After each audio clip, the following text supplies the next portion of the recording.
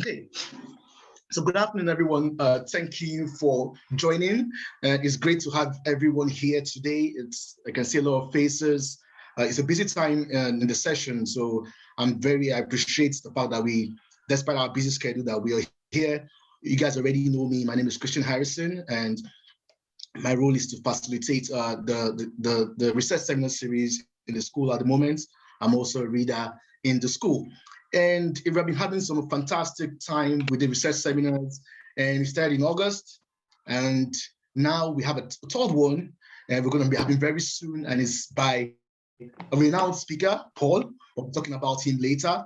But first, I'd like to tell everyone, thank you for coming. Like Paul said, something very creative by Paul. Paul said, introduce yourselves or say hi in your language. And we can see in the chat box, a lot of people have used German, Arabic. So if you're just joining in, please feel free to join and say hello in any language that you know, whether it is Gaelic, whether it is Scottish, whether it is Irish, or anything you want to say, please don't hesitate to use the chat box to do that. We appreciate it. So Carol is saying hi. So I think Carol likely is English. So you can feel free to say hi in the chat box. I'd have loved to introduce everyone, but we don't have so much time. So it's great to say hi, introduce yourselves in the chat box, try to engage, because the whole idea is for us to engage with the research. Like you guys already know, this is hosted by the School of Business and Creative Industries.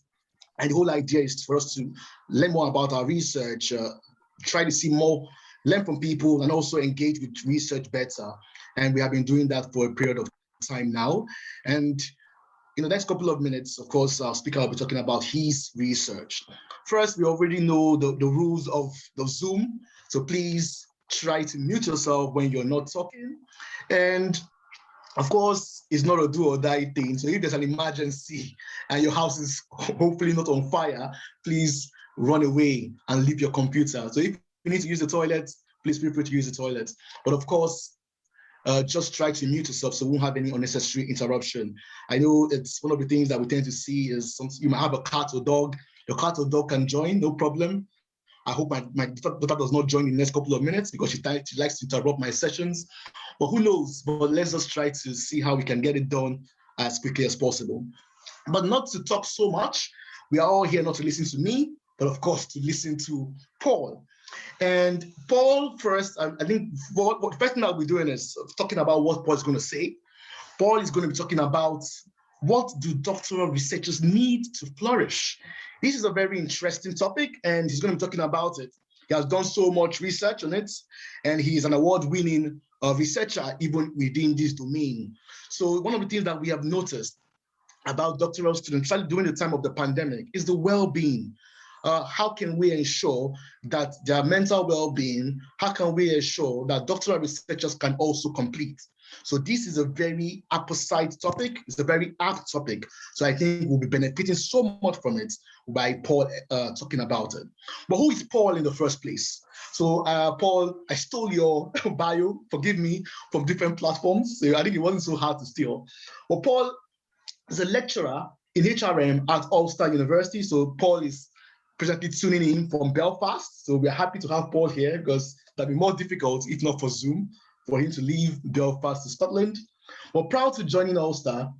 Paul taught in Southampton, Solent University. He has been teaching in Queen's University, Belfast. Also, Paul is a senior fellow of the Higher Education Academy and a chartered member of the CIPD. His research interest covers leadership development program evaluations, training evaluations, phenomenography, research methods, learning technology effectiveness, and so on. His recent research, of course, have been published in high-quality journals like British Educational Research Journal and Studies in Higher Education. He specializes in delivering master's HRM models, HRD models, and leadership development. And he's also a member of the British Psychological Society. So Paul undertakes psychometric talent analysis, and is also a director of the health service company in Northern Ireland, and worked in partnership with NHS. So he does a lot of consultancy as well. Paul is also an external in HRM for University of Northampton.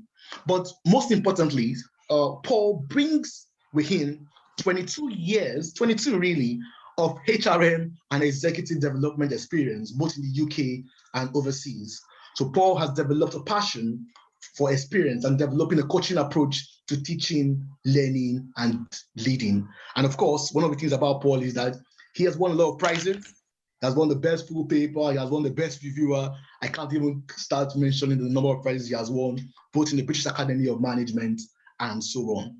So that is Paul in a nutshell. So I will be giving the platform to Paul. So Paul will be talking about his research, what he has done in the last couple of years. And after Paul has spoken about it, you would have the platform to ask questions. So don't be afraid to use the chat box. If you can remember to put the questions there. Paul has already promised that it's going to be a very engaging session. So hopefully you would talk, you would get to talk to each other while his presentation is going on. So not to talk so much, I will give the platform to Paul, and Paul, you can have center stage. Thank you very much, Paul, for coming. Thank you, Christian. Thank you, everyone. Thanks for being here, and thanks for the multilingual welcome. I feel very much welcomed here. I'll try my best to live up to the great introduction that Christian has given. Quickly, around 40 minutes, I'm trying to share some of the findings of a recent research that we have done with doctoral researchers. If any of the doctoral researchers are here, you can feel that I'm directly speaking to you. And if there are more senior members, for those who finished a doctorate, you can feel aligned with what we have found out in the research. And together, let's have the conversation together. That's what it's all about. I passionately believe the mental health and well-being of doctoral research is important for their completion. And that's why we started doing this research. My plan is to cover an overview of mental well-being and resilience and their impacts quickly. We will start with clarifying some of the concepts, well-being and the resilience, because that's very important. And I'll just briefly talk about the university context and the PhD experience itself, what the literature tells us. And then I summarize two of my papers, collaborative research I've done with Chichester University. And then I finish with the how to flourish, what it involved from our sample of PhD students. That's the headline message of exactly what we found out in our study. And that's the plan. And we can openly discuss what are the implications for this, for our own mental well-being, particularly about doctoral researchers' well-being. Interact with me with a Mentimeter. And you can use your mobile phone or open a new tab, and you can now go to menteecom. Hello, everyone. Hi. Hello, everyone. I'm Mehul.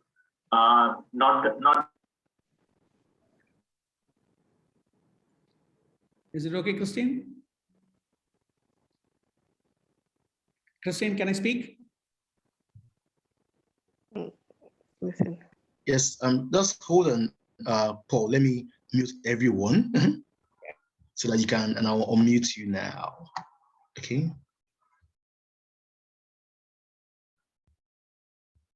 Okay. Yeah. So can you hear me? Yeah, perfect. Yeah. Thank you. Yeah. Please take your mobile phone and then go to mentee.com and then put this code 94944 and 821. If you're using the laptop, you can use another tab and then go to mentee.com and then you can interact with me. I have certain slides there and then we can have the conversation together. It's interesting that you involve in this because we are dealing with very complex constructs and each of us define differently. So it's better always to clarify exactly what are we talking about, particularly the two big constructs called well-being and resilience. Let's start now. Let's try now. For example, I put this here, go to mentee.com, use the code, send me one word that describes well-being for you. Just one word that describes well-being for you. The code is there on the top, 94944 What's well-being for you? One word that describes well-being for you. Happiness, sound mind, balance, peace, coping, relaxed. Thank you very much. Thanks for engaging with me. it's very difficult to research in this area precisely because there are no agreed definitions of these kind of constructs. And scholars already argue about it. And when you do research, even researchers themselves do not define it properly. And that's why the confusion happens. So it's better to start with this one. Thank you very much for all of you. Secure, calm, comfortable, peace, sound mind, stress-free. Thank you very much. Beautiful. Thank you. I'm going to give you how we understood well-being and feeling relatively confident in yourself. So that is in between you feel confident and have a positive self-esteem, and you feel and express a range of emotions. This is all within yourself. You feel confident, you have a positive self-esteem, feel and express a range of emotions, not only one. I know that's a variety is there. So you can be angry and you can be happy, you can be sad, you can be offended, you can be hurt, you are vulnerable. So you express a range of emotions. And then you build and maintain a good relationship with others and feel engaged with the world around you. That's also well-being. So that means it's not only about the inner feeling that you have a healthy relationship, maintain good relationship with others. So you feel engaged with the world around you. Whatever happens there, you're engaged with that. And that's the important dimension of it, interpersonal or international dimension of it. So not only you feel confident and have positive self-esteem and express the range of emotions, there is an interpersonal dimension that you maintain a good relationship. And for well-being to experience, and that both dimensions are important. And these are all for a cause. You are also able to live and work productively. So you feel good, connected well, and you are productive, and you're able to live well. You cope with the stresses of daily life and adapt and manage in times of change and uncertainty. So stresses are there, challenges are there, but you are able to manage well. And in times of change and uncertainty, particularly these times, and you are able to maintain that inner self-esteem and confidence and the ability to express emotions, at the same time maintaining good relationships. For what? To be productive, to live and work productively. So that's how it's been very comprehensively defined, the well-being. And thanks for all your contributions. And you can see that when your words are all there, you can see your words there. There has been an increase in mental health challenges faced by PhD students as they navigate traditionally isolated and highly competitive doctoral environment. There's a lot of literature available there, and scholars recognize it has been mental health challenges are many for the doctoral students. Internationally, there was a Mental Health Foundation report in 2016 said most commonly reported in employed adults between 25 and 64. Many of our doctoral researchers in that band. So we are very much in that cohort. Particularly, McMahon's study says globally, women are more likely to have depression or anxiety mental health issue than men. So already another layer is coming in. And another layer, next you can see here, Mermon's work, Black and Asian minority ethnic populations have higher levels of poor mental well-being. So in other words, to show that literature clearly recognizes all PhD students go through this one, they can have experiences, particularly if you're women, there's a problem of more difficulties. If you're Black, Asian minority women, then there is another problem there. So there is a lot of recognition there, okay? So it impacts our productivity, it impacts our well-being. That's why it's important to study. University particularly, it can be a highly stressful place. The academic institution has become more stressful working environment for all academics. And many of our colleagues can recognize that one, how much the pressure for teaching and research and community engagement and the social civic contributions and so on. We know that it is becoming highly stressful, particularly COVID, it is becoming even more stressful. Stress is more prevalent in industries such as education, in which university sector is situated when compared with other sectors. Particularly the number of students with the mental health issues at university is increasing. University students in general are at added risk of experiencing poorer mental health and well-being. So you're not alone there, particularly if you're a doctoral students, any of you are here, there are plenty of survey after survey exactly says the same thing. PhD candidates report concerns about anxiety at a significantly higher level than undergraduates. There's a global study published in Nature journal last year. A third of respondents among the 4,800 respondents had sought for help and anxiety and depression related to their PhD. And 2020 meta-analysis is the real latest one last year published. Toxic research cultures have been shown to exacerbate existing mental health issues. That is, we are alone. People don't really meaningfully help each other. There's like some kind of a backbiting is going on. Some kind of politics happens there. Teaching has been differently viewed in different culture. Research and publication in better journals, high quality journals, has been viewed differently than where you publish, publication outlets and so on. So the toxic research culture could be a reason also. So we are working in that kind of an area. So if you feel any kind of stress or well-being issue or a negative mental health and well-being, you are not alone. It's highly recognized. We'll just move to another important concept called resilience. Go back to your mobile again, Mentimeter, and send me one word that describes resilience for you. Go with same code, and then give me another one. One word to say that gives resilience. One word to describe resilience.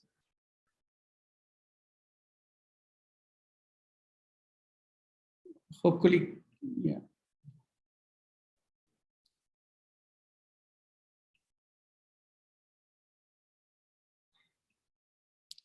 Are you able to key in?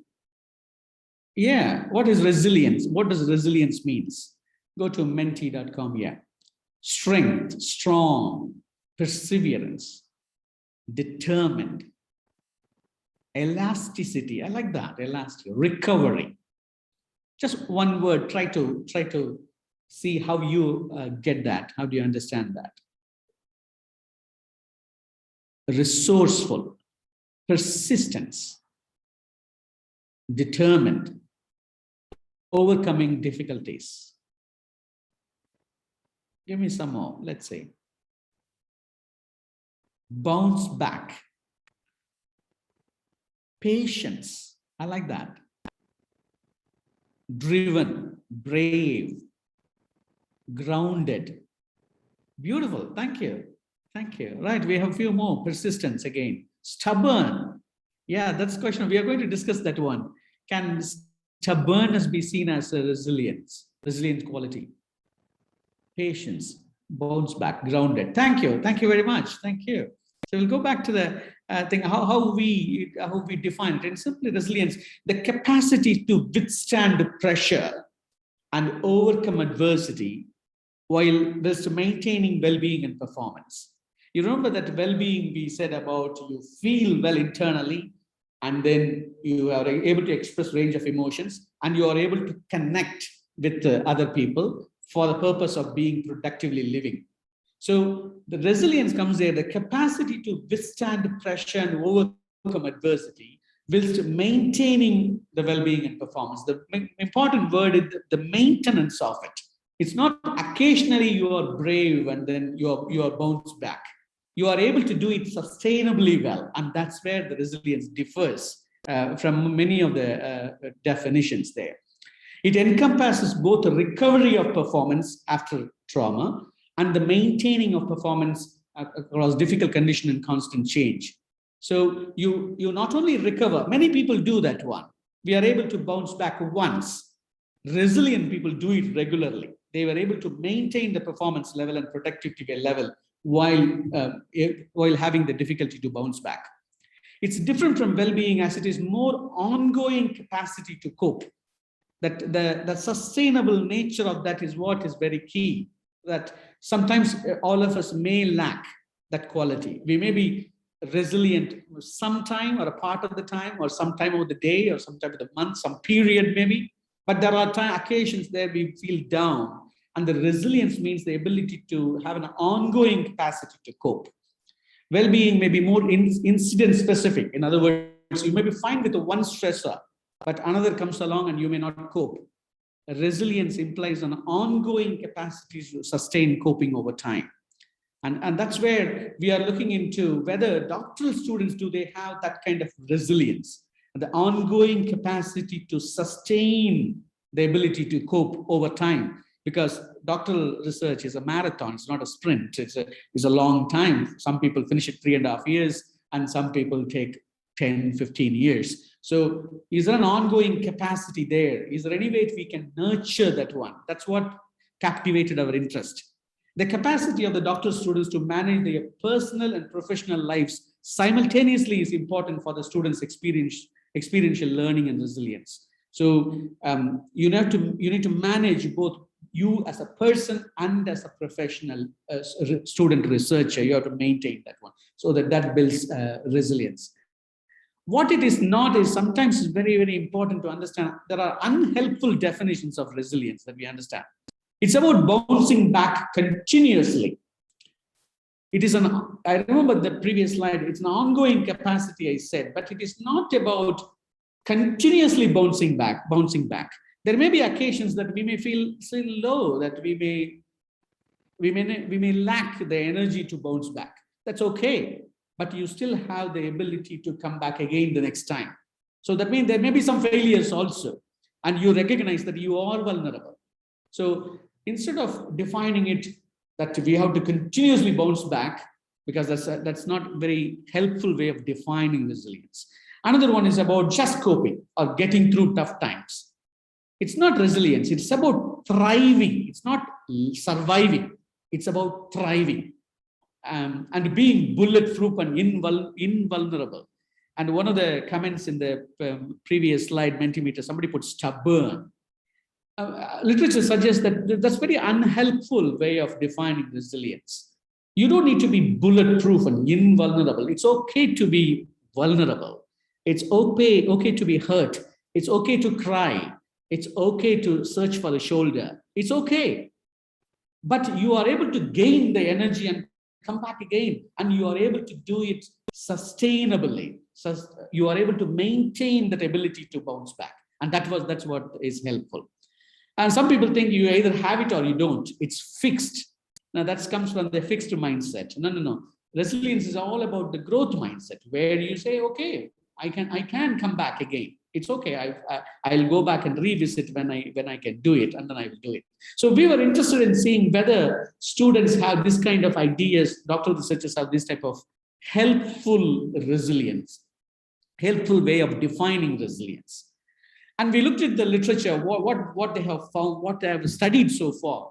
And a lot of literature is available about the PhD experience. The focus of the literature is about every research student must think like a researcher. And then building attributes such as discipline, knowledge, research and technical skills, administrative and project planning, and those kind of skills they have to learn. Interestingly, supervisor-student relationship play an important role, and the scholars have been fascinated by this relationship. And they found out supervisor's role can impact student motivation to undertake PhD. And you can know that how much they are influencing us when we undertake doctoral studies. It can predict productivity, and there are studies there. So the more energy that you gain from them and the more you collaborate with them, you become highly productive. It can influence, supervisor's role can influence the student's future career in academia. In my own case, and I have listened to other colleagues, people have come to higher education because of the influence of their supervisors. There are pharmaceutical doctoral students where they have gone out and then started new pharmaceutical spin-out companies because their doctoral researchers, doctoral supervisors did the very same thing. So that it influences their career choices. And supervisor role may contribute to attrition if an unhappy relationship exists. And there are a lot of studies now. Supervisor is a key person there in order to contribute to student completions, program completions. And this role creates a lot of anxiety and stress in terms of expectations. So many studies on that. and it builds disagreement about the direction and focus of the research. And scholars have noted that one. Sometimes you want to do a certain way, but you have been directed in another direction. So supervisory role plays an important role in it. And we looked at several literature, and there are a lot of emphasis on the personal stressors everybody, most doctoral researchers experience in relationship with the partners and family members, because it's 3 years, 4 years, 5 years, 6 years. So people experience a lot of problems within the inner circle. Problem in our interviews later on, we found out, I'll explain that people have experienced abortions, divorces, death, marriage breakup, problems with the property, several stories, and scholars have studied those things. And they're trying to meet domestic demands when living a dual life here in the university and outside, sometimes in the professional life and in personal life. Schmidt and Umas studied wonderful stressors in that area too. Hunter and Devine study the general pressures of real life and financial problems over a long period of time contribute to doctoral researchers' well-being and attrition. Financial worries also contribute to it, and particularly younger students, those who live and study and thrive with their stipends and so on. So for a longer period of time, they couldn't manage it well. So we were wondering, our experience tells us something comprehensive. It's much more than that. We ourselves, when we underwent this program, we never experienced these challenges individually, a personal stressor or professional stressor or some kind of a supervisory related and so on. Some kind of fragmentation was there. So we are very much interested in, let's go and study a little more about our doctoral students. One with the current doctoral students and one with the completers. The current doctoral students were all in the UK business schools. We did the first study, and I'm going to present it now. And we did another study reaching out to the completers, those who have finished doctoral studies from a range of subject disciplines. I'm going to present those things now. This is one of the studies of business school students, the first one.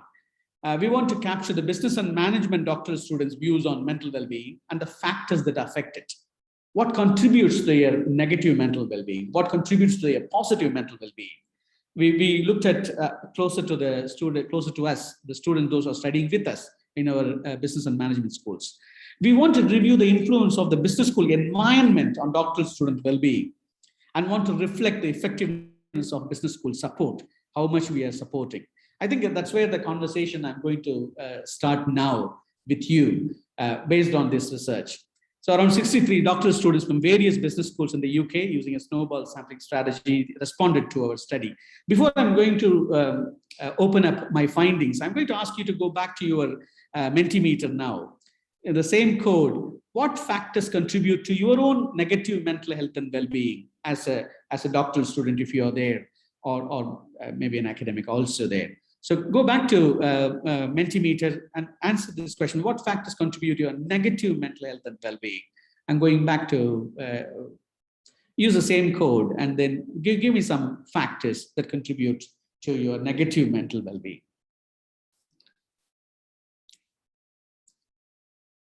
And I'll share with you what we found out. And you can see there some stress, yes.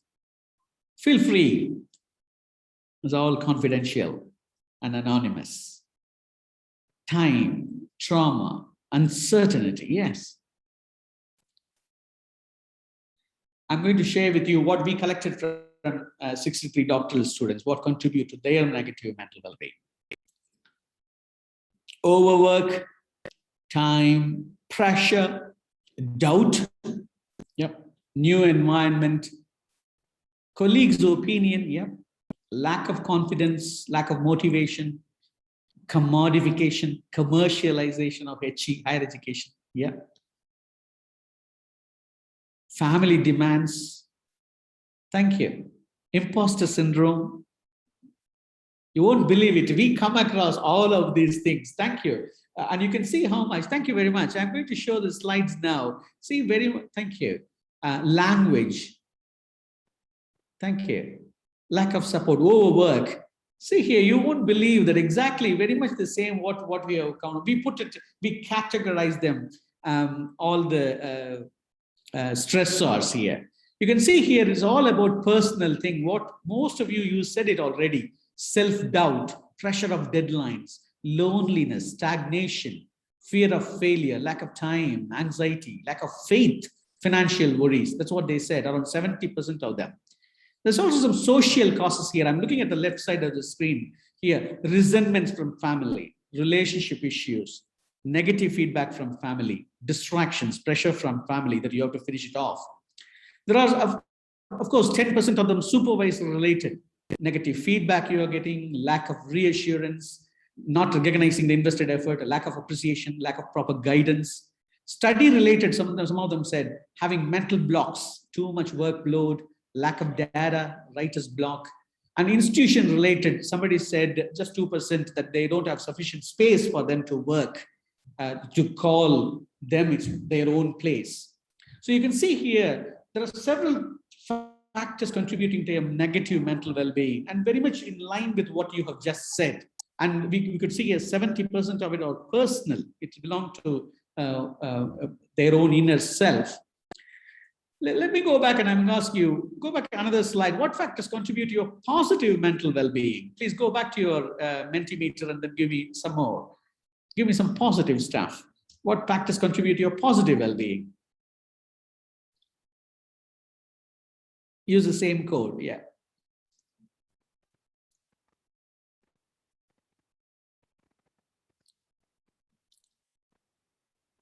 Success at home, yeah.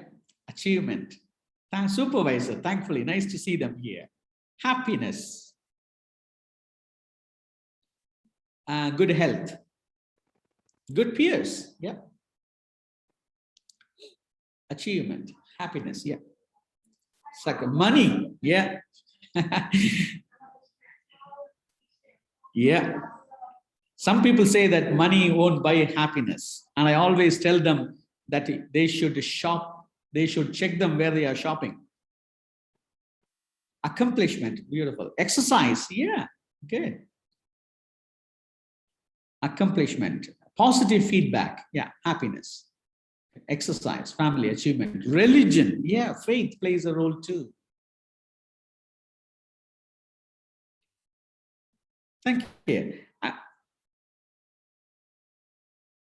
Good, supervisor, happiness and progress, yes. I'm going to share what we found out. You can see here how much our findings are aligned with what you get it. See here again, factors contributing to positive mental well-being. Again, 63 people are saying, again, a lot of personal stuff that you can do several things within yourself. And that's what they are doing. 63 of them are saying, you remain positive, you meet the targets, you have some kind of a self-discipline, faith in God. Somebody said faith already. Financial security, have a plan to do something, discovering ways of being personally effective, the sense of achievement. I'm happy that we got the similar words on the Mentimeter. Stable life, volunteering work, taking regular breaks, involving in sports, being realistic, enjoying the work, completed to-do list, sleeping, very true, having free time, periodical time off, and being busy in our own. So 43% of them that they said they do these things in order to maintain their positive well-being. And institution related, you can see here the antithesis of this. Somebody said that they don't have a space, and now they are saying having a reflective space of their own, either at home or an institution, a place to call their own, and that contributes to. Study related, gaining some new knowledge, the intellectual journey that you're undertaking, that itself contributes to it, because you are gaining new knowledge, you read new materials, making the steady progress, energized by the topic and excited by the research that you are doing. Of course, some supervisor related things also there, and glad to see supervisor there in the previous Mentimeter slide. A supportive supervisor, receiving positive feedback, being appreciated, timely support guidance from your supervisor. And something of the interpersonal also, thankfully to see peers there, your own peer feedback, your family support, being with friends, socializing and being in community and so on. Yes, so it's not very foreign. We didn't find anything secret. We all know this one because you yourself said. And then we are looking into Okay, so why still we are already saying that mental health issue is a big issue for the doctoral students? Why? Why? That's what we are interesting. So we look into what kinds of provisions are given, support is given in the business school. And that's interesting. Actually, that's interesting. Contents covered in doctoral students' workshop. What they covered actually. So when you go and attend the well-being programs or training programs, what is actually covered? So look at this on the left side, I'm looking at it. 60% of them, their training programs are all about study related. Planning your research proposal, methodology, complexities in collecting data, gaining access, analyzing data, how to progress, how to manage supervisor, preparing Viva, preparing conferences, and so on. 60% of them is about the mechanics of it. It's of the nuts and bolts of doing a study. Supervisor related 15%, getting on with your supervisor, what to do if you're unhappy with your supervisor and so on. Social, dealing with the racism and sexism, only 5%. 5%. If you can think about the negative factors that contributed, there are social elements contribute to their negative well-being, but their support provision does not actually address that particular point. And particularly interestingly, the personal factors around 60-70% contribute to their negative well-being. We saw that previously, but the support provision actually only 15% focuses on helping students to manage their personal factors that contribute to negative mental well-being, coping with the delays in doctoral journey, coping with failures in doctoral journey, and developing resilience. In fact, only 2 people said that resilience was taught in their university, and both of them from the same university. So that means around 63 people we gathered, and then on the one hand, what contributes to negative mental well-being, we know. What contributes to positive mental well-being, you know. The support provision seems to be very much skewed under the mechanics, the nuts and bolts of the process, but not what contributes to their mental well-being. So that is the important factor. So we need to look into and then have a conversations about whether UWS offer sufficient right type of provision for you to support and enhance your mental well-being. So that can be a discussion later on. We can talk about it. So we moved on to the second part of our study. This time we said, okay, let's go and search for people, those who just finished a PhD and how they managed to do it. What differentiates them from people, those who drop out? What did they do differently in order to complete it? And interestingly, around 11 students, those who recently completed, responded to our study. It's a very small sample, but it points to a very important factors, how they managed it. Over half of the participants in the study saw mental well-being as their own problem. That contradicts with what the researcher says, literature says about it. You just imagine, is one's mental health is one's own problem, or is it a kind of a structural violence that you are part of a system that perpetuate that kind of negative mental well-being? Is it only you are responsible, or the structure, the context, or the latest meta-analysis would say the toxic research culture that contributes to negative mental well-being? So we need to understand first where it emanates, what sustains the negative mental well-being of doctoral researchers. Only half of the participants say it's my own problem, I have to sort it out. But there is a point that we need to discuss whether is it only a personal inner problem, or it is structural and political, that we can discuss later on. Over half described their mental well-being and PhD negatively. We asked one question: when you think of mental well-being, what comes to your mind? And we gathered all the one word that they have described. Everything is about negativity. Mental well-being means immediately comes stress and problems and imposter syndromes and so on. So actually the very conception of mental well-being itself, the immediate reaction is about it's been framed negatively. And that's what our thing we found out.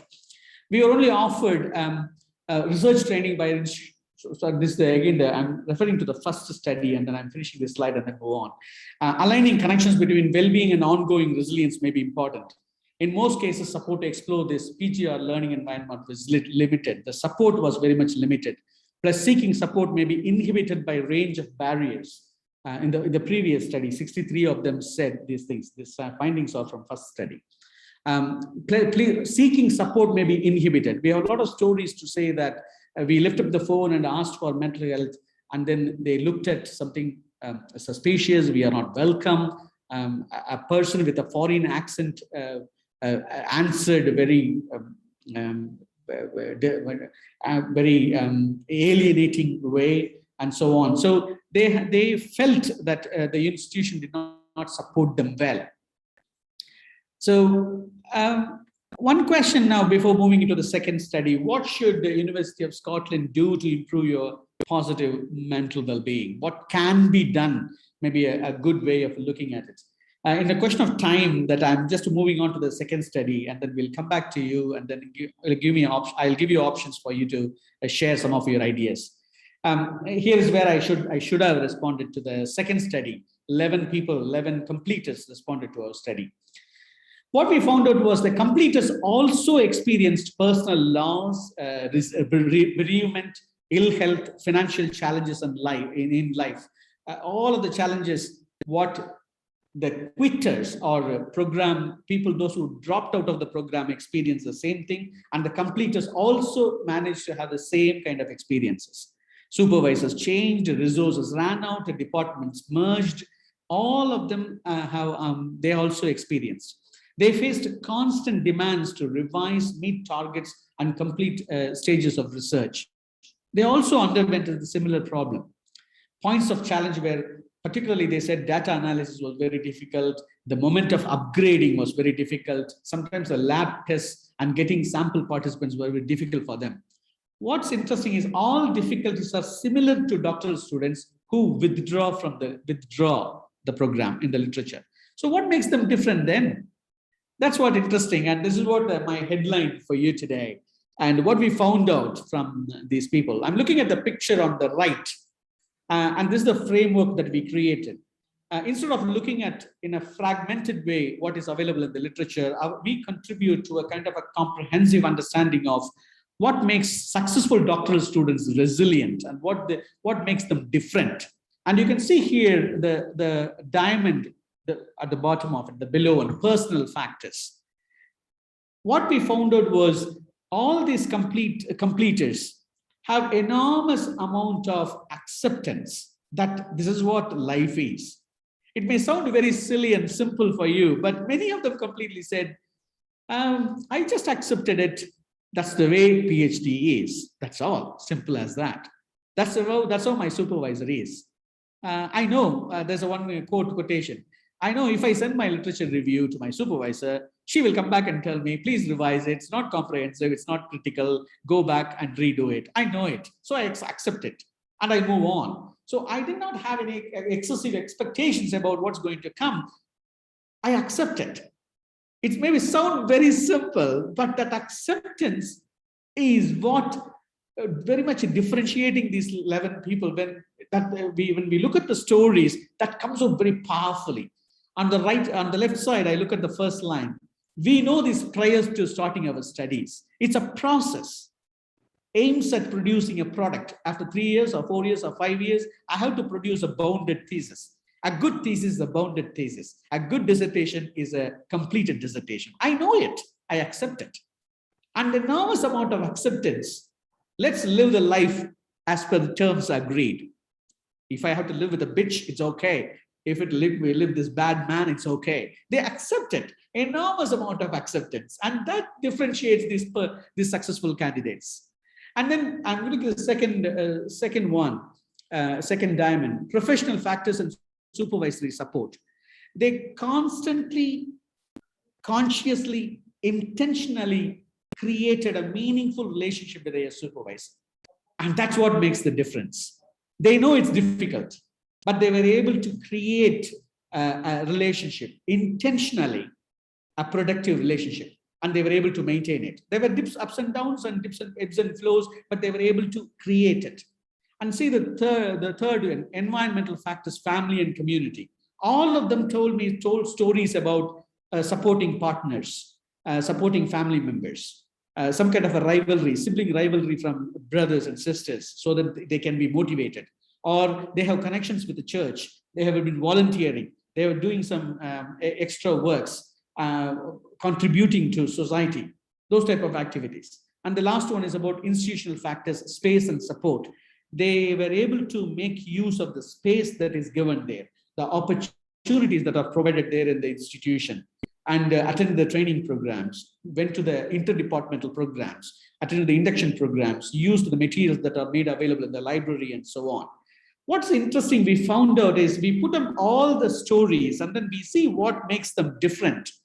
And then we created the center diamond there. That's the resilience protecting context. Contains all 4 factors of the doctoral dimension, doctoral completion. That is, it is not that they are very good in one diamond, one sector. It is the interconnection between the diamonds. That's what makes them different. That is, they were able to navigate a complex journey by creating a space for their own self. If one thing is not working, they were able to reach out to other diamonds and then take energy. Think of a time, think like it, I use a metaphor like this. They don't rely on drinking from their own well, one comfortable well. You may be a sporty person, you are energizing, you are going for exercise, going for run and so on. That means your personal factors, your area. So they are not relying on one well to drink from. Whenever this is not sweet or there's no water, they were able to reach out to another water source to drink. And they were able to move around comfortably. And then it is in the interconnection of these spaces that they were able to navigate and then create a central space in which they can thrive. So not that they are very good and resilient or very, very strong and resilient, but they were able to know where to get the strengths from. It is in the interconnection of these domains that they were able to create that space, resilience protecting context. And they were able to do it time and time again. So my message is, if any doctoral researchers are there, if any of your spaces are weak, please go and strengthen that. And so if one is not working, reach out to the other and then drink from every well that is possible so that your well-being is strengthened. I come from the left side of it here. They were able to learn to adapt to uncertainty and accepted it as the norm. They were able to control the controllables. All of them have high tolerance for uncertainty. You remember in the first Mentimeter slide, one of you said, uncertainty is what causes negative well-being. But the completer said, it's okay, I know, it will not be clear, but it will be clearer now, later on. But they have the belief that it will be clearer. And the third one, they had built their own support systems of people beyond the supervisor. So family, friends, peers were first points of contact. So other people matter to them. They are not relying on the supervisor. Supervisor is not there to protect your well-being and develop your resilience. But these people have other people ready so that if one is not right helping, they were able to lean on the other shoulder that is there available there. And those who had no family in the UK had built a relationship with others in a range of age groups. And there were among the 11 people, 2 of them are international students. They were saying that they have developed a friendship in other departments and they were able to find other colleagues coming from the same nation. And then they were able to know where the hairdresser is so that they can go and do it. And then they felt resilient and then their well-being is improved. They all had a step away time and looked after themselves by walking, sports, and so on. Extraordinarily self-care. Self-care was one of the things that they all did to survive. So that's our study. And then we published it. And then we were waiting. And exactly last year, a meta-analysis was published. Around 52 studies of all doctoral students' well-being. And given the quote here, the reference here, Hazel et al., 2020. Surprisingly, they are saying the same thing.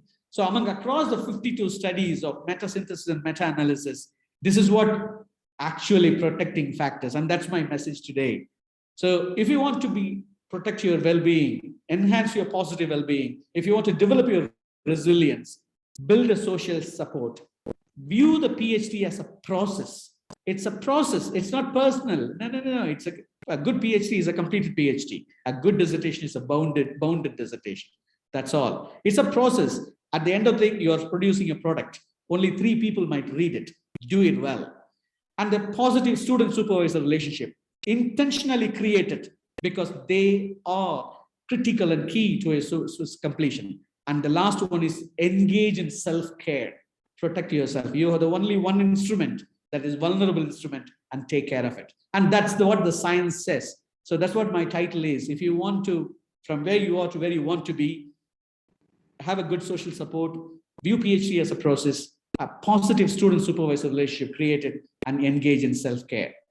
I was just inspired by my colleague here, Jason Olson from Ulster University. He's a disability advocate who just finished his PhD last year. And then I asked him, this is what we found, Jason, do you think that PhD researchers themselves can do something? And immediately he said, those 4 things, what you said, Paul, that's what exactly got me through here. So the question is, what can doctoral researchers themselves can do to improve their positive well-being? I'll give you time when I finish it. I'm on the last 3 slides now. As tips and some of the strategies, I read recently a book called Chatter, Ethan Cross's book, fantastic book about the chatter that we all have in our minds, and that's really helpful. Move a little and lose a lot. It's kind of a physical exercises there, fantastic book. And Tiny Habits, BJ Fogg's book, fantastic book, how to create tiny habits and so on. Building a resilience, you build a resilience protecting context for yourself. We are currently doing another study, and I invite you to share some of your thoughts now in the next 30 minutes or so. What are the implications for your own resilience protection? And we have to continue the conversation. And we are currently conducting a study on through the eyes of doctoral researchers, an auto photography. We asked the students to send us photos, and we collected several of them. We are now analyzing it to understand how space and time play a role in doctoral experience and so on. And after the talk, I will send an email to you, and if you're interested in, you can participate in the study. So the main message, what the science tells us, build a social support, view the PhD as a process, build a positive relationship, and engage in self-care. That's what science tells us, to go from where you are and where you want to be. And that's the secret of resilience. Thank you very much. Okay, thank you very much, Paul, for that. I think you can stop sharing your slides, Paul, so that you can see your face. Yeah.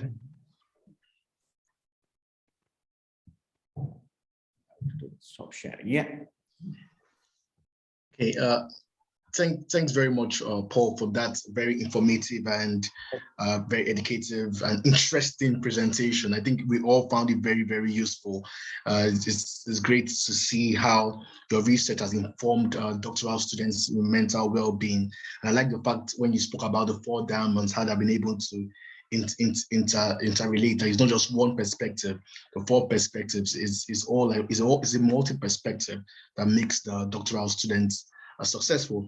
So I think I'll be speaking. I won't be speaking for. I'll be speaking for everyone if I say that it was definitely a great experience. But I think some people are already writing on the chat. People are saying it's insightful and all that. But questions now for Paul. Paul has spoken a lot about the doctoral experience, and I think Wojciech wanted to ask a question. I think Wojciech, you were raising your hand, so let's start with Wojciech. Yeah, please unmute your mic and speak to me. I want to hear you. So Wojciech, you can yeah, just switching myself on.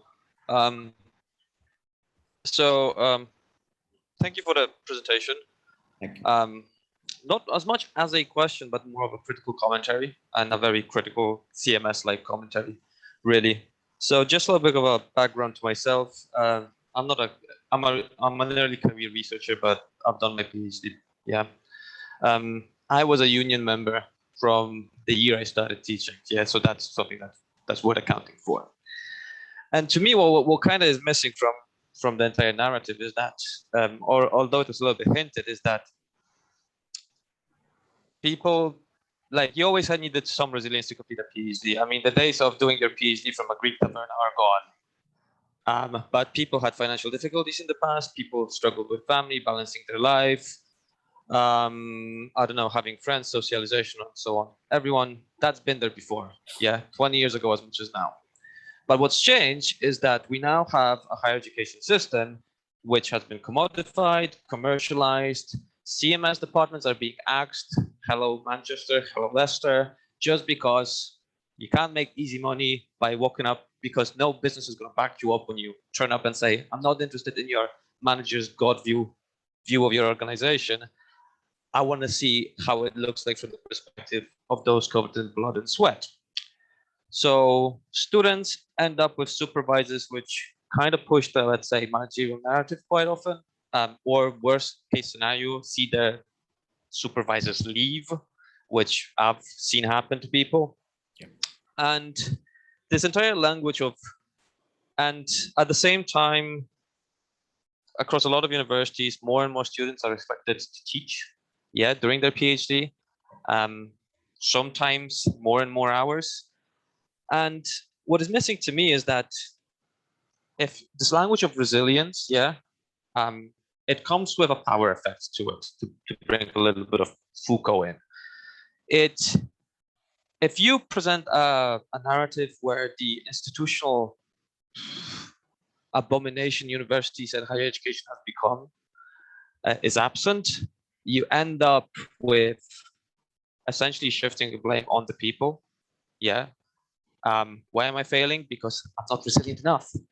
And quite frankly, even if universities provide some kind of support, whether it's, I don't know, counseling, coaching, whatever you want to call it, you're essentially, rather than trying to fix the root of the problem and treat the disease, or at least acknowledge there is one, you're kind of trying to, instead of preventing the disease, or at least making it less severe to start with, you are treating it. It's like kind of the same situation as how do you sort of like stop AIDS? You teach people how to use condoms. You don't give them antivirus for the rest of their life after they got it. So that's one problem I have with this.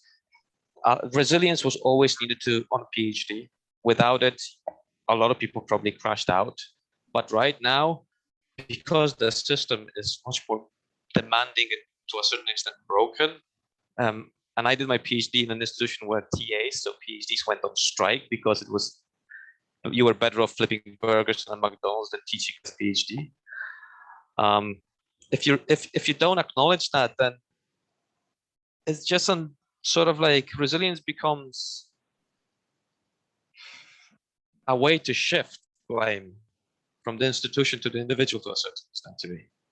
So yeah, that's just a little bit of a critical commentary on the language of resilience more than anything. Thank you. Thank you. I'm open to the suggestion. I just briefly mentioned that there are different ways of understanding resilience. And then half of the students who responded to us saying, looking at it as only a personal problem, it's an inner problem, it's kind of a private business and so on, that structure and context does not have anything to do with that. So what you're bringing out is an idea. There's another perspective of looking at it. The system creates it and so on. But going back to my data, none of the completers mentioned about this structural violence in their story, in their thing. So probably we need more studies to understand how systems and structures create that, violently impose on them some of the restrictions and then act as barriers for positive well-being. We need to study more. Thank you. Okay, thank you very much, Paul. Any more questions or comments? I can see a lot of people are giving so much positive feedback, and thank you, Paul, on the chat. Any questions for Paul? And one of the things I love about Paul's presentation was, apart from the fact that it's useful to colleagues and staff here by sharing your research, it also has a very important part for people that are doing their doctoral research as well. So he was speaking to two people, both doctoral students and of course colleagues as well. So it's great. One of the things I noticed, if there are no questions, like one of the things you said is, Paul, based on your study, based on the science, there's a positive student and supervisor relationship is very key. So maybe just asking something, we know it's key, but how easy is it to develop that positive student and supervisor relationship? Because we know this, really, we know that this is important, but the problem is most of these doctoral students, they struggle to develop that relationship. It's difficult, especially in the system whereby for some of these doctoral students, like most of us already know, they don't know their supervisor before they apply. So they're starting to meet their supervisor for the first time, and they find it difficult to align with that person. So if they can't do it, does it mean that they won't be able to complete their PhD? That's what the research says. It's very, very clear. More than 56% of them, for the percentage success, very much rely on the supervisory relationship. But how to develop that particular criticality, or how to explain that one, I'm happy to say the current research that we are studying now, it's not yet published. We are working on it. We asked students to send us this photographs, how supervisors play a role in enhancing your positive mental well-being. And then some of the photos are fascinating stuff. I'll give you some of the examples how they've created it. A person sent us 2 photos. One is a dark, narrow road that leads to somewhere else from a brighter space, but it's very dark, it's very narrow. And there is another photo along with that, a very colorful coffee shop. And the corner, 2 people are sitting there. A lot of wall pictures are there. It's beautifully lit, bright, natural light is there. And then the student says, whenever I thought doctoral journey is walking this narrow journey individually, but whenever I met my I met my supervisor, I had a meeting in a coffee shop, in a bright coffee shop, where we talked about our family, my church, my nation, my country, home country. And then we talked about everything. And during the conversation, she also talked about my research has got legs, it can run. I came away saying, oh my God, I firmly believe I can do this research. And he says, the space that is created in informal space, where the power is much less. It's not a student coming into your room and then meeting. Here, in a neutral place, in a common place, a person who is keen to understand the student's background, the context in which they are coming from, and then they create a space for them, and then that enhances their well-being. So more personalized, informal, zero power context, and a person-centered relationship of supervisor can do a lot of magic. Physicality does matter. There was one student beautifully saying, he sent a peacock feather, a photo. We asked him what it is. And then he said, I keep it in my book safely. And that's my PhD, that's my idea, I protect it. And then he says, when I submitted first draft of my proposal to my supervisor, with a lot of hesitation, I do not know how it is going to be.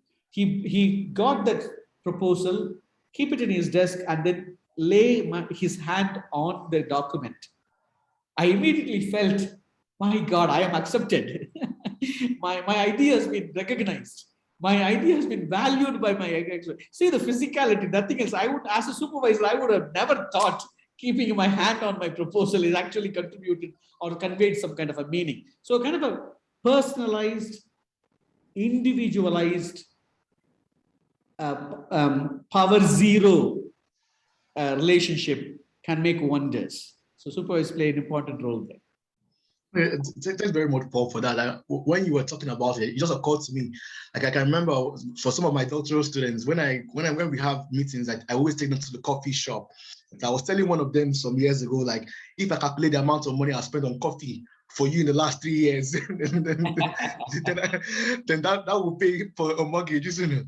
So I was like, okay, that's the kind of, but it's good. I think I totally agree with you. I align with you that sometimes that's kind of relationship, being quite informal with them, taking them to a very in a position whereby they feel okay with you, can help build that form of relationship, even if it didn't exist before.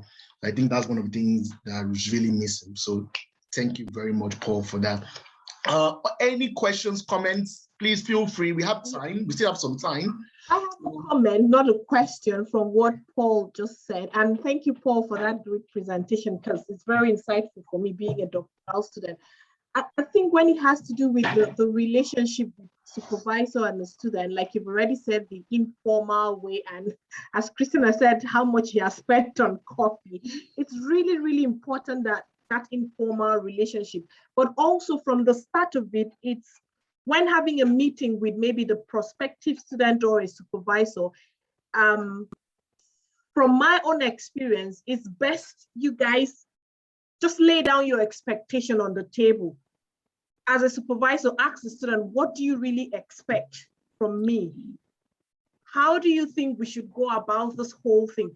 That starts bringing the informal relationship where you've laid down your card on the table, and the person will come out, the person will be able to be free and said, this is how I want it, please push me, but also know that there is a limit to pushing me because I have a family or I do this and that. And also for any doctoral student, from my own experience is, I don't know if we have any doctoral student here in this meeting, but from my experience is never think that your supervisor is, trying to be too hard on you, because at the end of the day, your success is directly their success too. So just be that one who listen. I had a meeting with Tona, and he said something to me that during his viva, because his supervisor was really close to him. So we're talking about, there is actually, I wouldn't say the negative, but a limitation of being too close to your supervisors at the same time, because you might like, he's my friend, I don't need to listen to this, this is my research. He said something to me when I had a meeting with him to tell him, listen to everything your supervisor says. He said he learned it the hard way because his supervisor kept telling him, take out this thing from your work. And because of the way they were too close, they were like, oh, forget that, that's good for my research. But when he went to his viva, that hit him so hard because he needed to take that. So for a research student, PhD student, listen to your supervisor, take on board their feedback and all. That's just one of the comments I wanted to make. Thank you very much, Jane. Thank you. What you're saying is true. Somehow, in some relationships, in some partnerships, supervisee relationship, the space is not created for a willing listening of feedback and so on. Something happens, a lot of things going on, and we need to have more generous and kind towards each other to understand their own personal context, where they come from, what space they are coming from, and so on. And particularly in COVID, we all had difficult times, and that had impacted on the supervisor relationship too many of the times. So a personal, more humane approach is needed in this context so that people can finish studies. Remember, bounded PhD is a good PhD. Just accept it and move on and go. Be on the bus, that's important. Thanks very much, Paul, and thanks, Iene, for your comments as well. Any other questions, any comments, any feedback, anything anybody wants to say before we bring this to a close? Thank you. Okay, if there are no, okay, I think Wojciech wants to say something, okay? Yes. I'll be more positive and upbeat this time around. Kind of building on what we had about supervisory relationships. My personal experience was a little bit unorthodox, let's call it. My supervisors were knowledgeable in the empirical context, not in how I wanted to do my research. Yeah. And being resilient and stubborn the way I am, I kind of made the most out of my relationship with them, but I also looked around the university to find like-minded people. So basically, my supervisory meetings sometimes felt like preaching to the unconverted, which was useful because I developed a very clear writing style, which is rare in my niche, let's call it. But I had other people I could turn to have a conversation, which was more about how I do my research, why I think it should be done this way. Ultimately, remember that your supervisors have a style, you have a style, and you have a dream of your magnum opus, whatever it's going to be. See how they can help you with it, but possibly see who else could be out there. Yeah.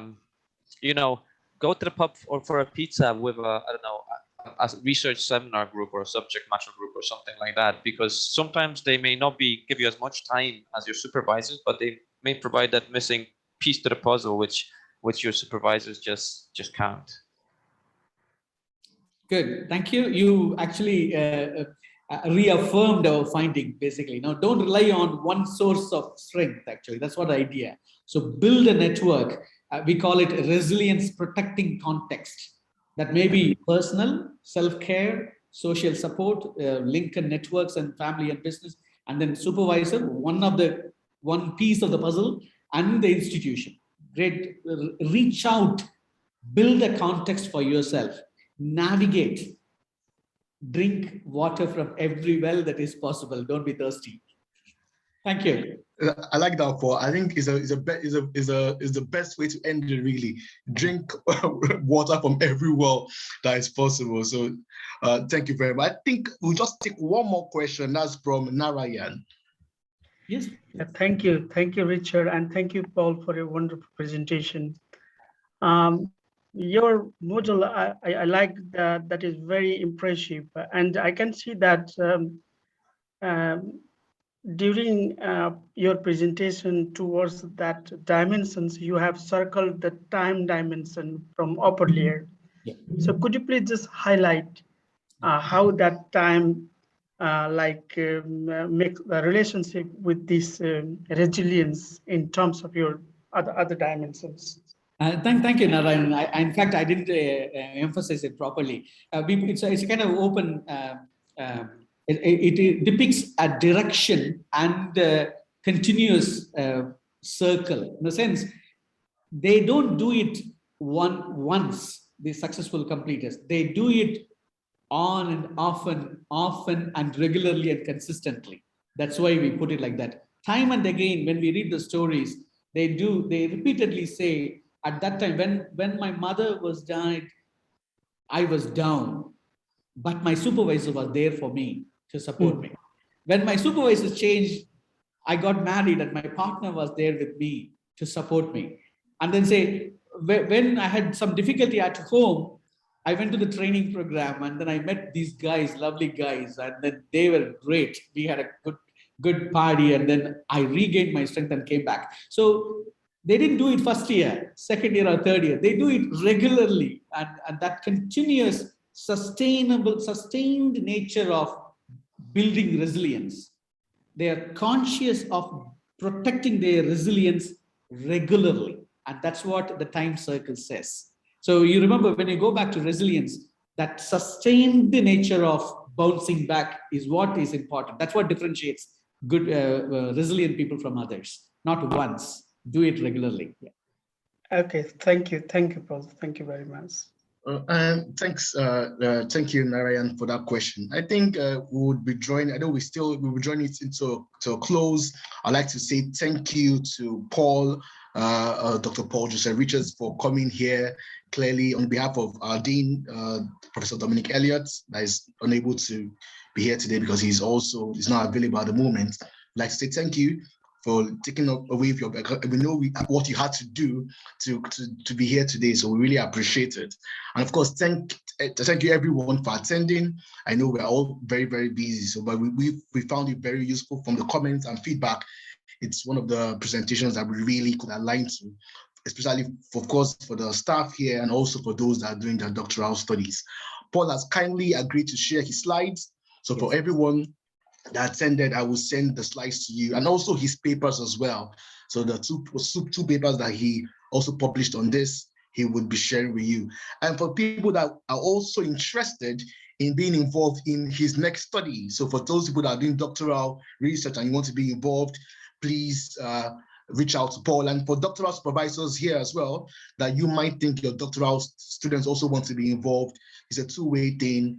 You can also reach out to Paul, but I will provide his contacts and you'll be able to reach out to him as well. So I think, thank you everyone, and great having you here, Paul, and it's great to see everybody here today. Have a great day. And the next research seminar is on the 6th of October. There we'll be talking about dementia. I think it's all going well because we were speaking about mental health. Now we want to know about dementia. So we're looking at dementia in the next 2 weeks, and you have Professor Debbie Towson that will be talking about dementia. So don't miss it and watch this space. So thank you very much, and we'll see you later. Have a nice day. Thank you very much. Bye-bye. Thank you. Bye, everyone. Yeah, bye-bye. Bye. Thank you, Christine. Thank you. Bye. Bye. Wish you all the very best. Yes, do well. Yeah. Bye. Thank you. Bye. Thank you. Bye. Okay, bye. Bye.